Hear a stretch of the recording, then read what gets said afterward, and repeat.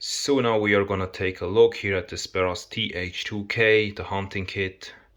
This includes a few additional items besides the flashlight. So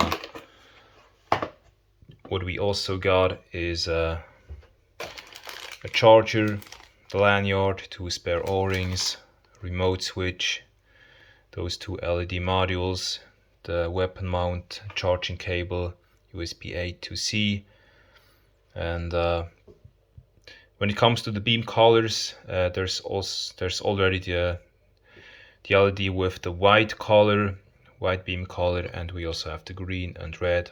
Those are included.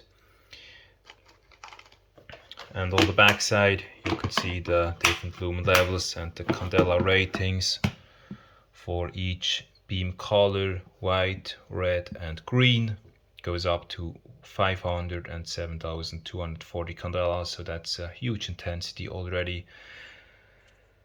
Now, if you got any questions, you can leave a comment, or you can also check out the online store, welleroutdoor.ch. I'm looking forward to your message, your comment, and of course also to your order. See you soon in the next video.